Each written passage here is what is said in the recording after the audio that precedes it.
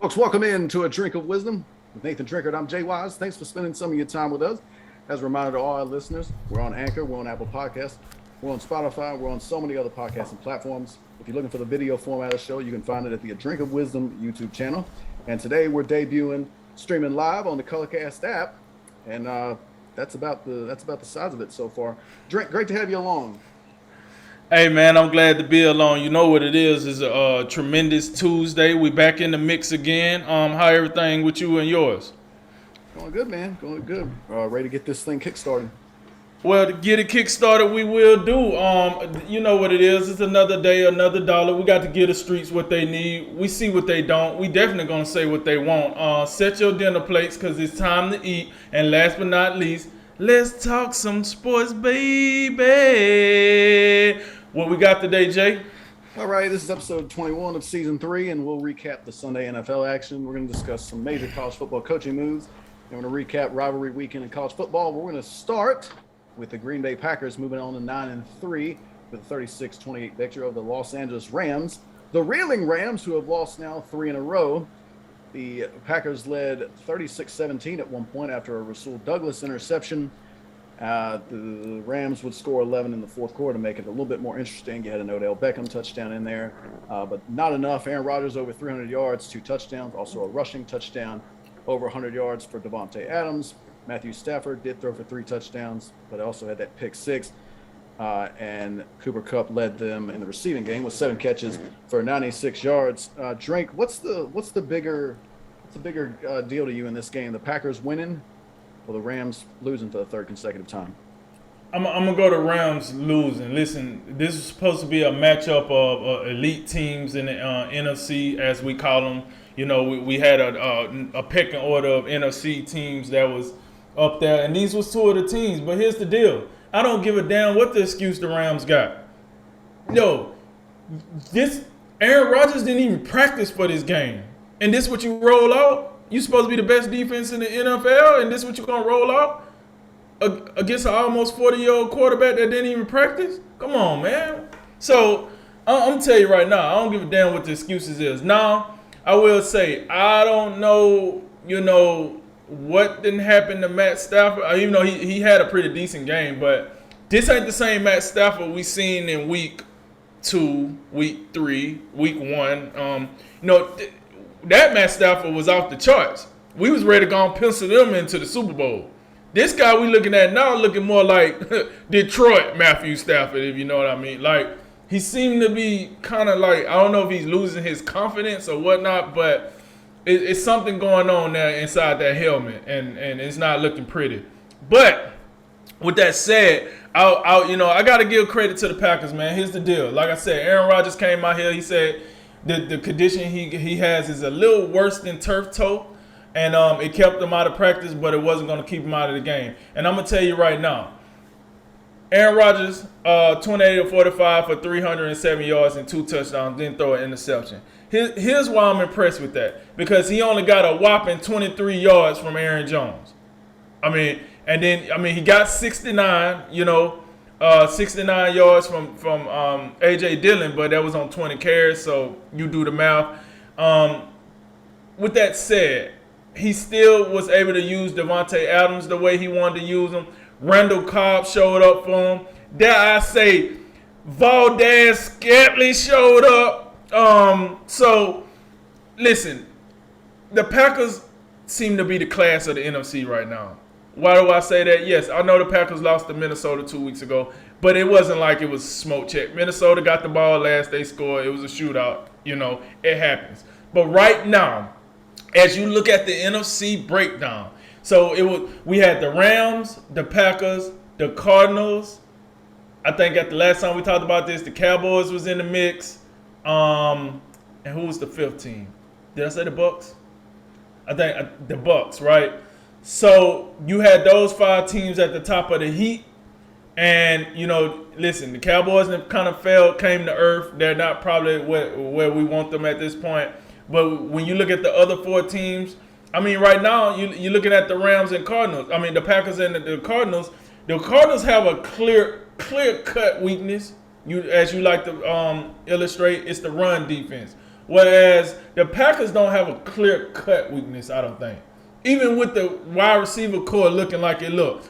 Hell, if one of them show up, just one other receiver show up with Devontae Adams, we putting up 36. You know what I'm saying? So, and this was against a defense that we consider elite with the Aaron Donalds and Jalen Ramsey and the other names that we throw out there that's pretty elite players. And they just came out here and was like, listen, this was supposed to be the game of the week. This was supposed to be a showdown between two top NFC teams. And you boys folded out here. You folded out here at home. And then Odell Beckham, a little side note here. I got to say this before we get off here. I like what I heard from Devontae Adams. Nah, Odell. Don't come to me talking about let's change the jerseys.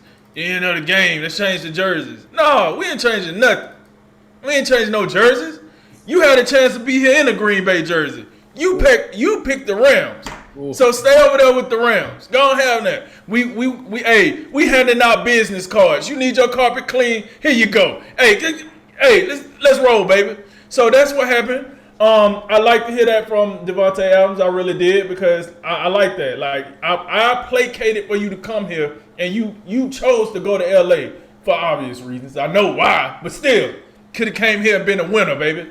So, with that said, I have to say to your question, it is more to me that the Rams are out here flopping around, and the Packers kind of just they stand even keel. Like I said, they probably been the most consistent team, to be honest with you, in the NFC and probably in the NFL if you break it down. But the Rams are in trouble, man. I don't know what's going on. It's too much talent on that team.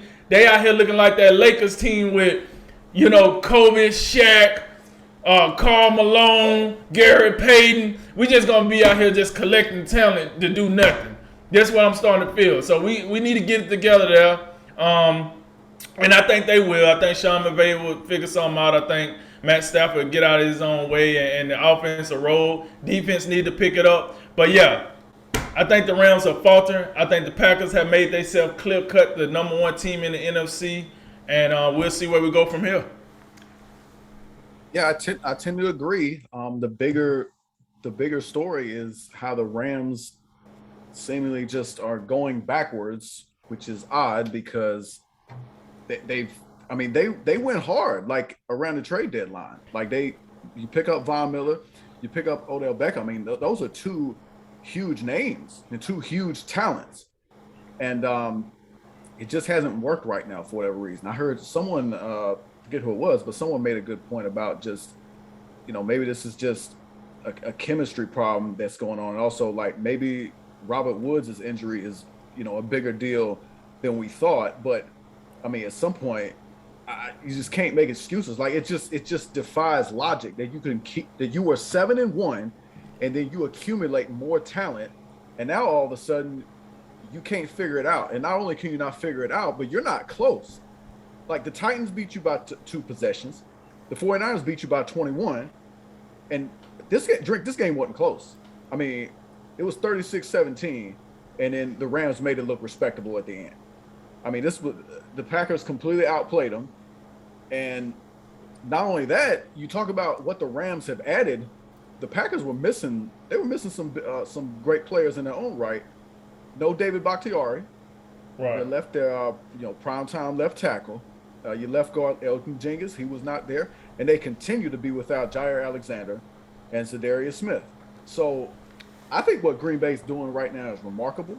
I think also Aaron Jones was a little bit banged up. That's why you're seeing more of A.J. Dillon, who I think really is, you know, coming into his own. He's a good, tough runner. I think he fits Green Bay quite well. I know I was critical of the pick last year, but I mean that's a fine 1-2 punch. I like what A.J. Dillon can do for you.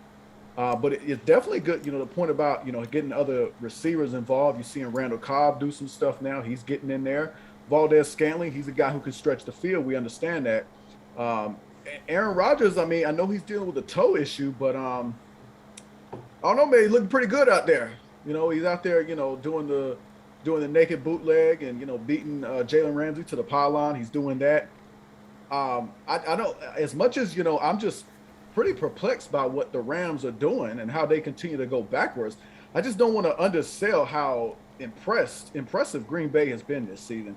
And I really think this defense, they just I think they continue to overperform. Uh, Particularly when you look at guys like Zadarius Smith and Jair Alexander. That's their two best players on defense.